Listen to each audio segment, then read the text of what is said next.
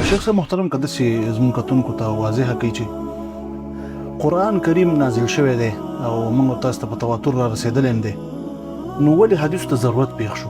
حدیثو ته څه اړتیا ده؟ ماشاءالله د ډېر بهترینه پوښتنه ده او د وخت کې ډېر ډېر اهم ضرورت هم دی، ځکه چې موږ نن سبا ماحول وګورو، معاشره وګورو او خاص کر کې بیا میډیا باندې وګورو، هغه خلک چې هغه د محمد رسول الله صلی الله علیه وسلم د احادیثو نه انکار کوي، نو هغه عوامو ته داسې شبهات هغه مخې ته ورچوي او عوام په دغه خبرو باندې هغه دوکه کوي.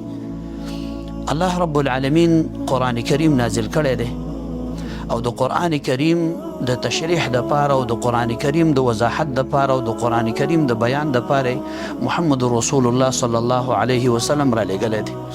ځکه رب العالمین فرمایي وانزلنا الیک الذکر لتبین للناس ما نزل الیهم. الله وی چې موږ تاته د قرآن کریم نازل کړی دی څه دپاره؟ لتبین للناس ما نزل الیهم، د خلکو ته د هغې وضاحت او بیان وکړي. او قرآن کریم هم کافي دی، لیکن چې هغې سره احادیث مبارکه یو ځای نشي نو بیا د مسئلې کامل مکمل وضاحت هغه نشي کېدلی.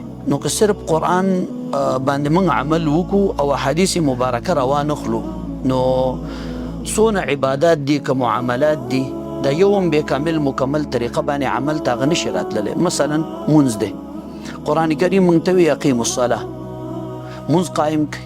اوس د اقامت الصلاه دپاره څه پکار دي؟ یا دا مونځ موږ وکړو نو د هغه د سحر څو رکاته وکړو، د ماسپښین څو رکاته وکړو، د ماښام څونه وکړو، د ماخوستن څومره وکړو، دا ټول تفسیر به په احادیثو مبارکو کې د محمد رسول الله صلی الله علیه وسلم نه هغه منقول دي. یا مثلا د مانځه دپاره اوقات دي، قرآن کریم ویلی دی ان الصلاة کانت علی المؤمنین کتابا موقوتا. اوس دغه مونځ په مؤمنانو باندې خپل خپل وخت باندې دی، خو وخت یې د کم ځای نه کم ځای پورې شروع کېږي، دا محمد رسول الله صلی الله علیه وسلم موږ ته د هغې وضاحت کړی دی. Don't forget to like and follow Rana Studio.